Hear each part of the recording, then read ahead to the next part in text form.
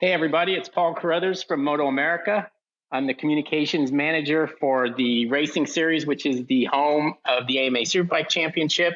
I'm joined in our broadcast of Off Track with my cohort in Ohio, Scheibe Bice. How are you today, Sean? Hey, I'm great. We're anticipating a polar vortex here any moment. So, that's going to be fun. You ever heard of that before? I've heard of it, but it doesn't mean a lot to me because we don't have much of any vortexes here, especially not polar ones. Just vortex sprockets on motorcycles, probably. Yeah, it's supposed to get below zero at some point here, but it shouldn't be too bad in central Ohio. But up north, they're talking like 50 and 60 below with the wind chill, I guess. So it's pretty So nuts. what as someone that's not from that sort of weather, what do you do there? Do you just get drunk and go bowling or what? Well, when I was a kid, I mean, I couldn't really do it now, especially when it gets that cold. But, in the winter, I used to do a lot of snowmobiling. In fact, that was my connection to motorcycles, was we snowmobiled a lot. And then, when it came time for me to be old enough to ride a street bike, that's how that kind of progressed. But yeah, I mean, I equate it to going to other places in the summer, like, Texas or whatever, where it's so hot, you really can't even be outside.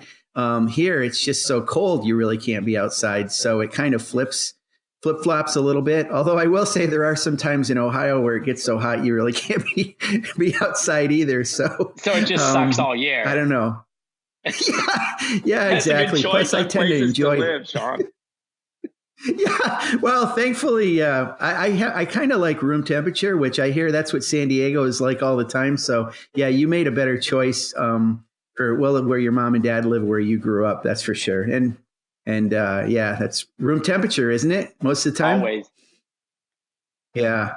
Hey, one of the things I wanted to mention was, we get pretty good feedback on what we've been doing. People like it a lot. They talk about on their commute or in the car. Somebody even the other day said they like to drive in the car with their kids and listen to the podcast. So I immediately realized that I said shit last week, which is about the worst thing I usually ever say. So, but anyway. But one of the comments that people have made is that, we don't necessarily talk about or break the latest news on things. And there is a reason for that. And I've explained that to some people that generally in Moto America, we like to announce new things and exciting news via press releases. And then we'll come on our podcast and talk about those announcements or, amplify some things that have come up during the week or whatever. Or we'll have a guest on and just talk to them in general about, what they're doing in this series. And it helps to put a face to those people with the helmets on.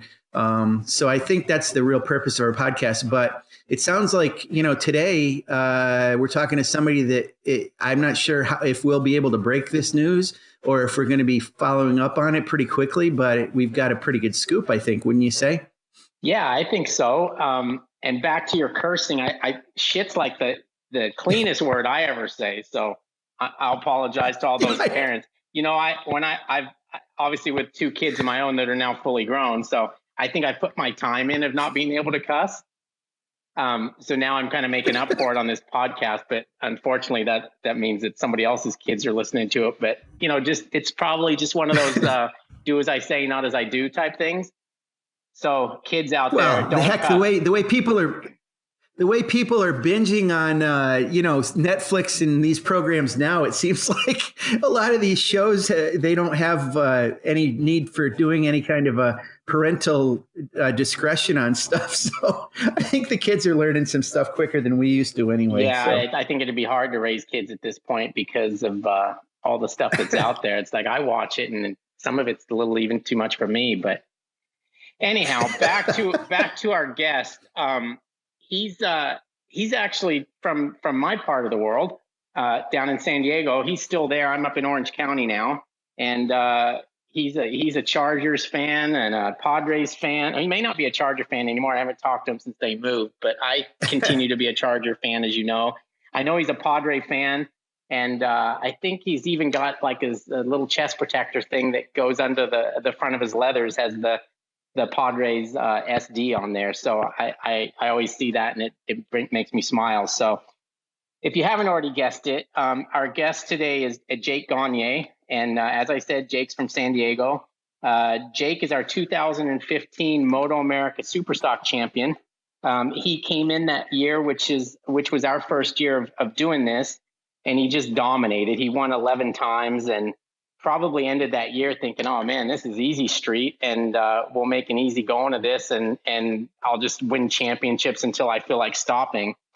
Then things got a little tougher because he moved up to Superbike class, and he was with Danny Walker's team, and he ended up 10th in the points, and they had electronic issues, and they just seemed to always be scrambling that year. And then in 2017, kind of the same deal. They just had some bad breaks and some mechanical issues and things like that. So last year we actually lost Jake, and he went to the World Superbike Championship with Honda, which we were all thrilled about. It's always, I mean, one of our goals here is to get Americans over there and racing.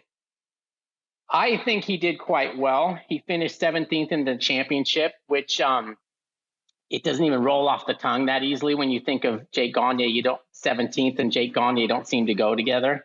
But when you consider what he was up against, again, he was on the Honda. Most people don't believe that's the motorcycle you'd want to be on right now, especially in World Superbike. And there was some struggles there. But anyways, I want to bring Jake in. I want to talk to him about his World Superbike, his efforts there last year. And I also want to talk to him about what he's got going on this year, because I think it's going to, it's obviously going to be something that makes a lot of MotoAmerica fans happy. I know it makes you happy and me happy. So let's bring Jake in. And Jake, welcome to the show. And it's nice to have you back. All right. Thanks for having me. It's been too long since I talked to you guys, huh? Yeah, it's funny. You were well missed in the paddock. I can tell you that. I think you're one of those guys that everybody likes to spend time with, and you make people laugh and you make people smile, and everybody misses you walking around in those little sandals that you wear since you don't own any shoes. So it will be nice to have you back, and I think from texting with you this morning, I think you're happy to be back. So why don't you just go ahead and start this thing by telling us how you're coming back and with whom? Yeah, definitely. So we on a BMW and Superbike with Scheibe Racing. And that we've kind of watched their program grow over the last couple of years. And I don't know Steve all that well quite yet, just saying hi here and there the last couple of years. But we kind of got to talking, and how things are out there right now. And Steve's a great guy, and I've kind of watched this program grow, especially this end of this last year. I think with Danny on that thing, they were going pretty good. So I'm just excited. I'm excited to be back in the MotoAmerica paddock. I missed all you guys. I missed all the fans. I missed the racetracks. So I'm ready to get back, get to work, and just keep having some fun and keep learning and try to build this program and take it step by step. It's funny, Jake. We had circled Laguna Seca on the calendar, not just because we knew we were going to be with World Superbike, but we knew we'd get a chance to see you in the paddock. And it was a great thing to be able to see you and talk to you for a brief amount of time, even though we respected what you were doing and what you had to get done that weekend. It's ironic. You speak of Scheibe Racing and the team with Danny. They had one of their best weekends that weekend, which was interesting. I think he was in the top 3 in qualifying at one point there. One of the things that's been interesting about that bike, and maybe you can give us some perspective from how it did in World Superbike as well, but they say the bike definitely does not lack for power. Have you gotten the same impression from what you understand of the BMW? Yeah, from what I understand, horsepower is not much of an issue, which is, that's a nice thing. I got to ride around a lot with it was Baz on the BMW and World Superbike this year. I'm sure, I don't know what the differences are, bike to bike here to there, but I just watching that BMW, it looks like a really nice bike to ride. Obviously the power is really good. And just myself watching Loris on that thing at a lot of different tracks around the world this year, I was really surprised how well that thing looked. And you could see it too. Sometimes with Loris would hop on the back of Johnny or somebody and be right up there in the top 5, right? So we'll just see what we can do. I know, like I said, it's got a good group of guys, so I just want to have some fun and get back to racing. Yeah, we're happy you're going to be back to it for sure.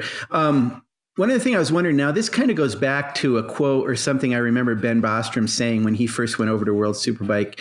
One of the comments he made about it is when you race in that series, you have got to be on it all the time. Not that you don't at MotoAmerica, because clearly to be at the sharp end there, you really do. But it's really, I think I understand what he's saying by that is from the moment the weekend starts and when you're out on the track, practice whatever, you're going as fast as you can. And even in a race, there's no holding back right from the green light. Did you feel that? Did that seem different to you? And what did you learn from that experience? Yeah, no doubt you feel it. I mean, it's just, it's a little bit more intense, obviously, I guess is how to put it. I mean, but yeah, those guys, they come out, they've been on the tracks, they've been on the bikes for years now, and they come out and third lap, they're already at race pace, third lap of the whole weekend. And it's funny, man. Sometimes we saw this year, Friday morning practice when the track's still cool, Johnny Ray will go out and his third lap of the day will be the fastest of the entire day sometimes, So, I mean, you see those guys, they're really, really dialed in, not only as great riders, but with their crew and the setup with the bikes and the tires and everything. And, there's a lot for me. There's just so much endless options and opportunities with these bikes and learning what to focus on, what to get distracted with. It was a big, big, big learning experience. Just learning how to set up a motorcycle, learning all the different things without trying to get yourself into trouble or dig yourself into a deeper hole. Cause I dug myself into some big holes this year on that front and landed on my head a couple times. And, honestly, the biggest thing for me this year was, I heard it from my team all the time to just relax and just kind of just let it come to you. A lot of time I got a little bit too excited trying to go out there and do everything I can right away, but that doesn't always work. You guys know that. So Jake, actually before our call here, I was on the phone with the boss man, Wayne Rainey, and he said to ask you, he said when he went to Europe for the first time and he was on that 250 and it wasn't a very good year by any means. I mean, to his standards, but he said he came back from there to race in America. And he said he had so much confidence from that season in Europe that it just spilled over and he just came back here expecting to do well. And he did do well. Do you come back with some confidence from all the things you've learned?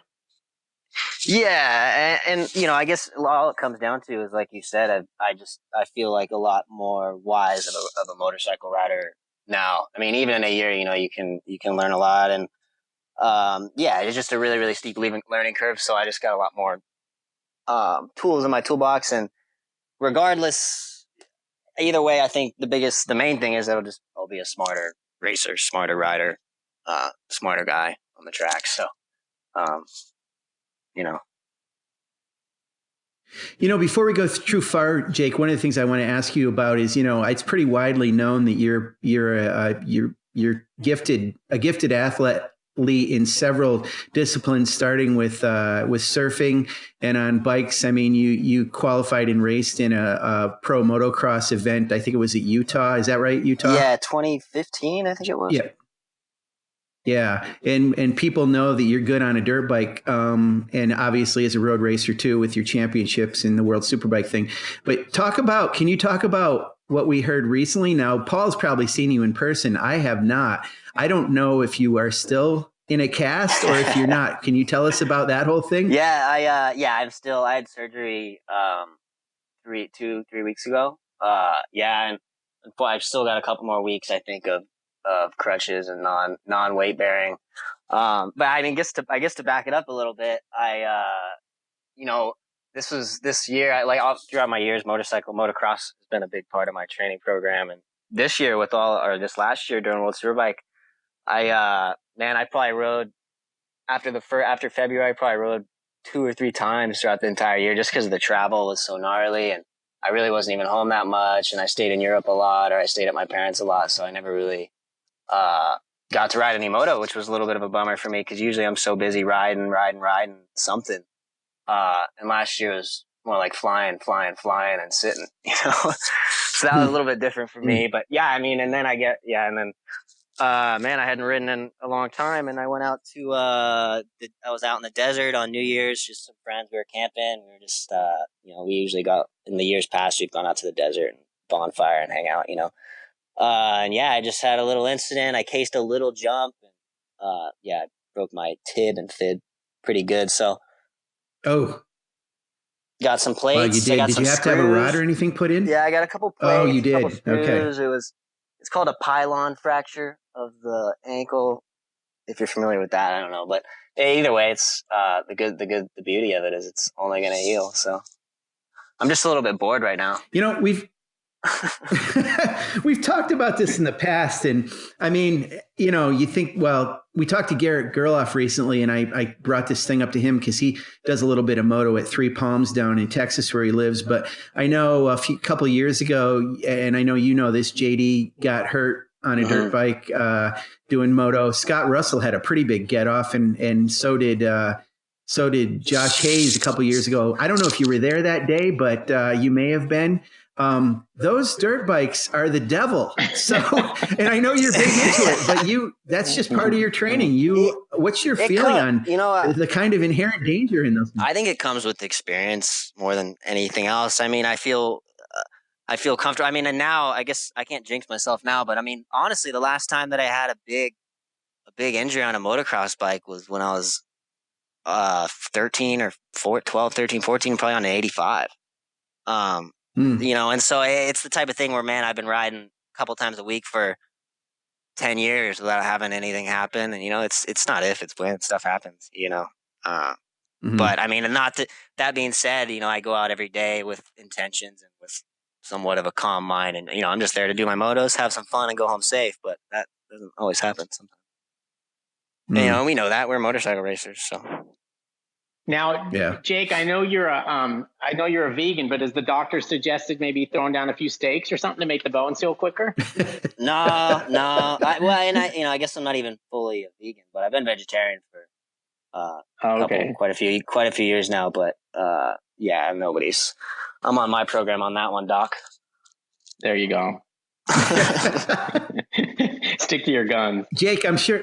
You talking to Tib Fib, it's funny, right as we were talking, I just got a text from JP, and I'm sure you heard about what happened to him over the weekend. Man. He was racing in Australia at that International Classic, which had a good turnout, good team and crew of American riders. And, Josh Hayes won a race, but JP sounded like he was the class of the field for the Americans until he had a big get off, I guess, and did the Tib Fib. So that was a bummer. Yikes, I just saw a photo of him, the other day, and he's got an external fixator in there and all that.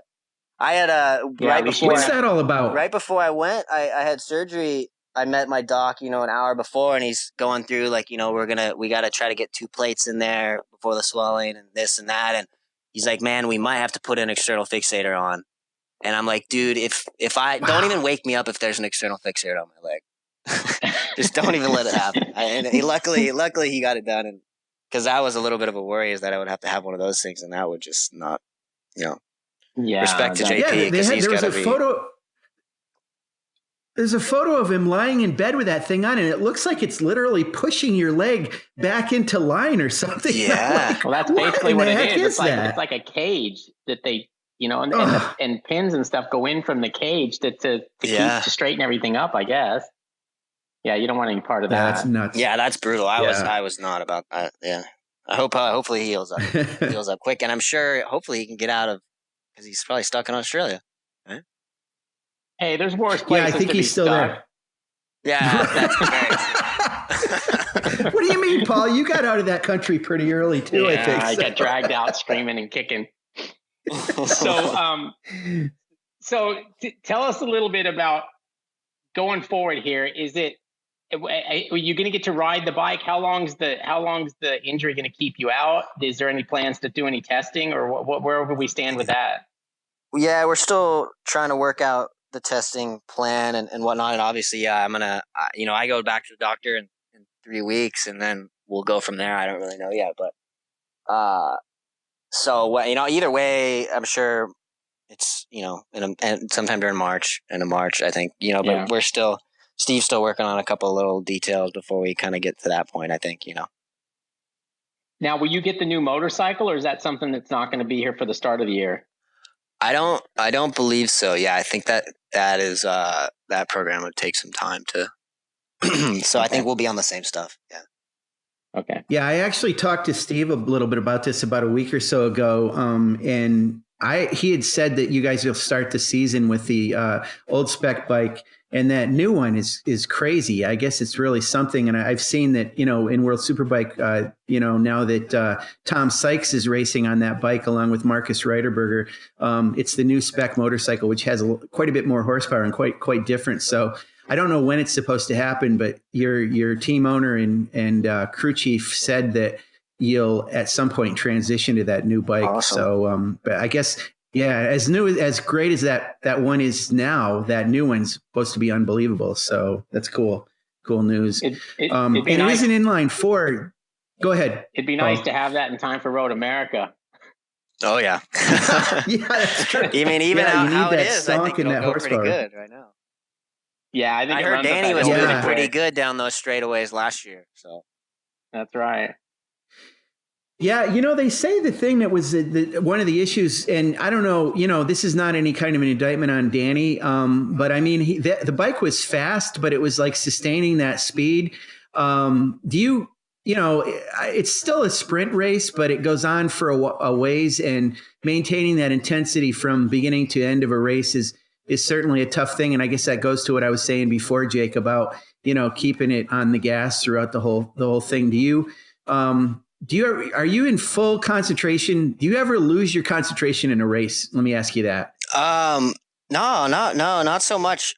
I'd say there was one race 2 in Portugal is the only one this year where I had a bit of a struggle keeping my stuff together. But, other than that, it's the team, I kind of forgot where we were going with that.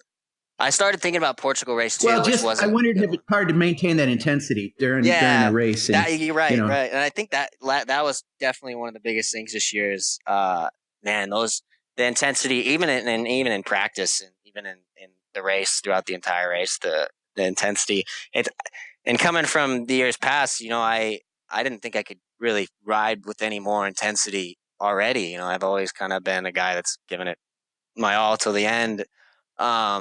But I guess circling back to what I said earlier, it's kind of about not exerting more energy, thinking you're going faster, but just trying to be smarter about it. But I think that's something that hopefully I can take in is that a little higher level of intensity, and from the very beginning of the race to the end of the race, because it is pretty intense. Now your 2017 season here, I think seemed like they really started to turn around for you there at the end. So at least probably your last memories of MotoAmerica are probably pretty good. Well, not the very last one, because the very last one you should have won that race and you crashed in the rain. But prior to that, you had a couple of fourth places and things were starting to turn around. Is that accurate? Yeah, definitely. Towards the end of that year, obviously it was a lot of really new program beginning of that year, the new Honda. And so the beginning of the year was a bit of a, we were just really far behind with everything, with development, with parts, with you name it. And not only that, trying to learn all these systems and learn this bike and learn all this stuff. And, Scotty Jensen over there and Danny Anderson and Evan Steele and Danny Walker and Mick and all those guys worked harder than I've ever seen anybody work. And just to be involved with those guys over the years, it was amazing. And it was amazing to see what we could all kind of do as a team to, on the good days and the bad days, but to kind of bring the program forward. And so, like you said, we finished the end of the year. Barber, we were pretty fast. New Jersey, we were pretty fast. And, so, that's obviously a lot more enjoyable. So either way, I always got a good taste in my mouth for that MotoAmerica paddock, guys.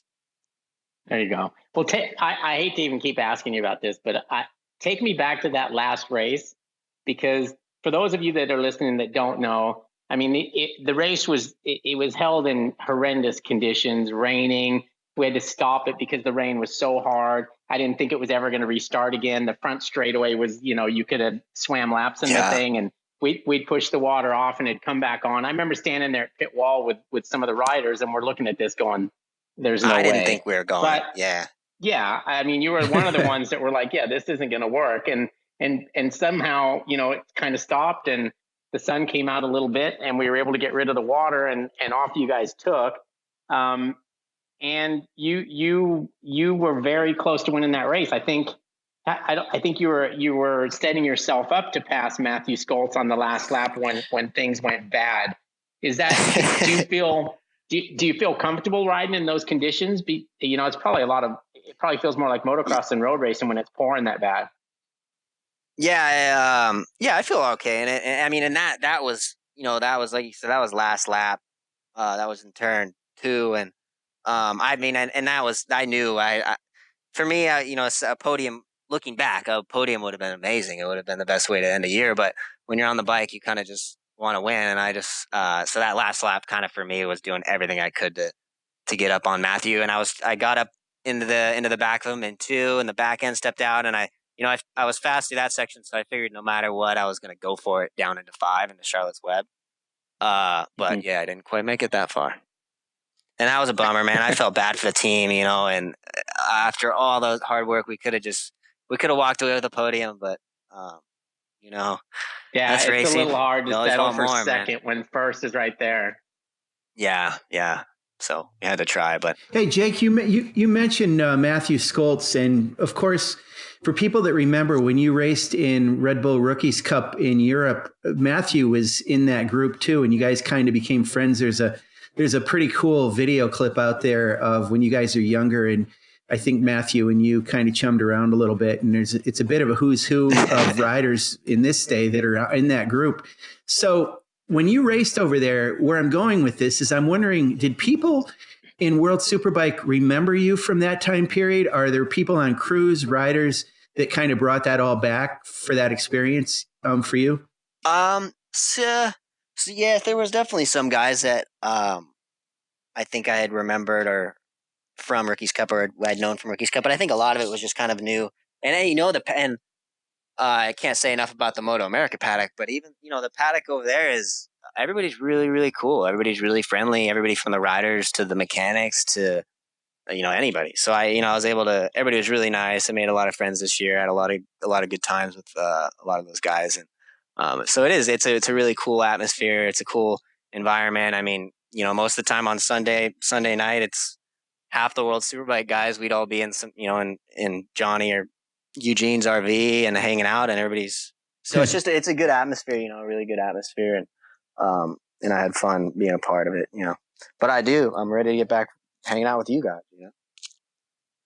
It's funny with Chaz too, when they come to Laguna Seca, it's the same thing with you. I mean, we see you as our guy. We feel the same way a little bit with Chaz, even though he's not from this country, but having raced in our country, I'm sure you felt that a little bit too, because you raced with him then back then when he was in the US, right? Yeah. And man, I like Chaz a lot. I have good memories I actually remember when I just turned 16.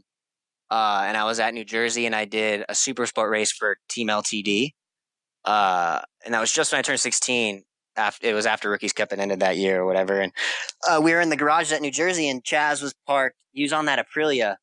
That was, I can't remember what year that would have been, but he was on that Aprilia. And I never even met the guy before, and he kind of came over to me, and I obviously knew who he was. And he just kind of, that was my first memory of Chaz. He just kind of I remember him coming over and just being a guy at the track like nobody else, So it's that's cool. Yeah, a lot of good guys. We had a lot of good times with Chaz and Eugene. My teammate Leon was really, really cool, and Johnny and Tom, and a lot of those guys they're funny characters. So and they're good at riding motorcycles. Yeah, I was going to ask you. So how good is this Johnny Ray? I mean, you've obviously shared the track with him. Is he as good as it looks? Yeah, I mean, no, there's no doubt. He's, he's just so dialed in on every front. I mean, the tracks and the bike and his riding style suits that Cowie so well. And it's funny when you watch Johnny ride that Cowie, and then you watch Tom the last couple of years, and Tom, Johnny's just friends with the thing. Tom's never friends with the thing, and so just seeing how smooth Johnny ride. I mean, I remember we were sitting in the pool actually at Qatar. It's funny because we wake up at Qatar right at like noon, and then we go to the pool for a few hours before we go racing. but we were talking about, that's awesome. he was talking about, man, everybody gives me shit saying that I'm not trying, you know, because it looks like he's kind of not trying. It looks like he's kind of just cruising around and being smooth. And it was funny hearing him talk about that, because he's, you know, you hear it from his mouth. It's every little possible thing he's got to get that bike around like that. But he does it in a resourceful and a smart way, and you know, so it's pretty cool. It's cool to see what that guy can do. Cool. Did you spend much time with PJ Jacobsen? And how well do you know him? And of course, you know, he's coming back in our series in Supersport, but he was on the same bike as you. So were you connected to him much? Yeah, definitely. I talked to him quite a bit. You know, and I never even really known PJ before. You know, he had been in Europe when I had been in the States, and vice versa. So I'd really never known the guy.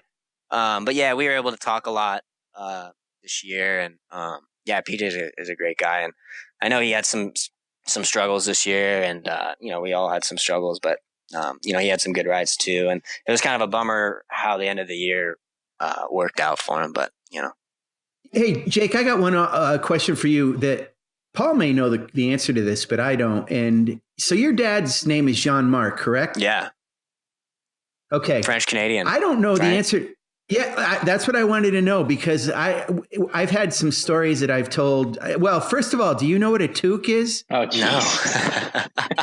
Oh, okay. It's kind of a French Canadian word. It's what you call a beanie in Southern California. But the reason I bring it up is Paul's laughing because I grew up pretty close to Canada, pretty close to Ontario. Uh-huh. So when Miguel and Steve Crevier and those guys were coming up through, they were kind of the local riders up in my area. And I knew a lot about French Canadian culture, and I've known a lot of Gagnes over the years, and I know it's a French name, but I did not know the background of your dad, except that I knew his name. Where is he from originally? You know, my grandma is French Canadian. Okay. But as far as beyond that, man, I don't really know. But my dad was born and raised in San Diego. Oh, okay. Yeah. Okay. But your background is French Canadian. At some point they came over. So yeah. And then my whole mom's side is really Irish. I got that whole okay. And there are a ton of Gagnes up in Ontario, Canada. It's so funny when you go up there. It's like Smith or something, in that area. So it's funny to hear it. But I always wondered about your dad, because I knew your dad had a decidedly French Canadian or French sounding name. So yeah, that's cool. Okay, Jake. So I always knew you were a San Diego boy, but I didn't know that your father was. So it makes it sound like he's been there forever. Did he went to high school and everything in San Diego? Yeah, he's been in San Diego his whole life. Well, until 4 or 4 years ago, they moved back east to Virginia. But yeah, and my mom as well. My mom was born in Florida, but then they went. Her and her 6 sisters all moved. They moved to San Diego when they were really, really young. So they both been. Wow. So San Diego's kind of in the blood, you know.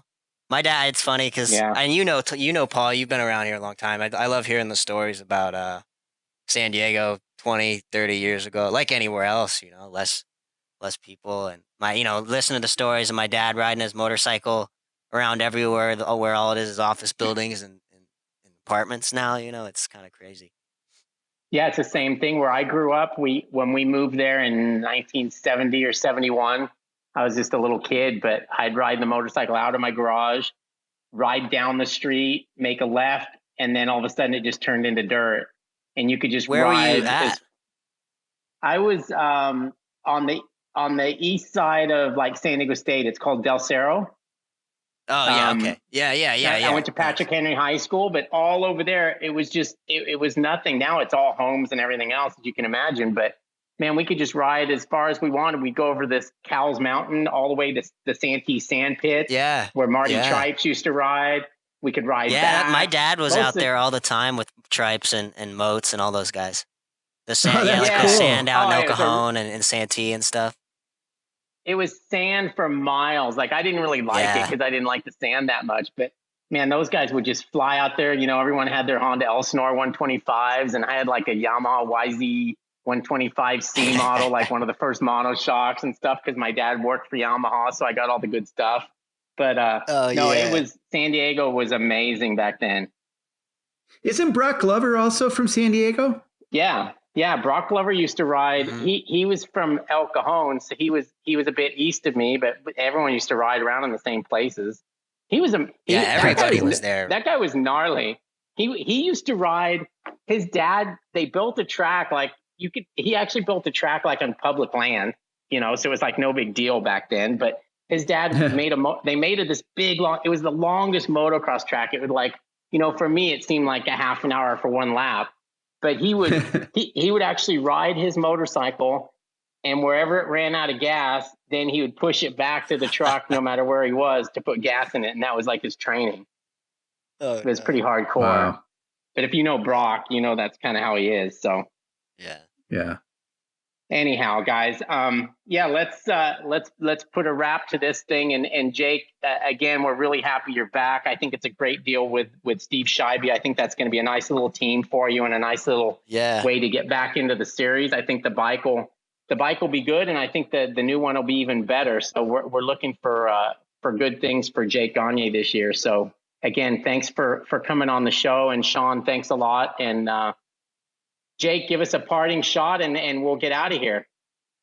Yeah, thank you guys. It's I'm looking forward to hanging out with you guys this year and being part of the action. And props to you guys for doing this. This is cool. It's always fun and different to get a little bit of the behind the scenes stuff or talk about the stuff you don't get to see on TV. So right on.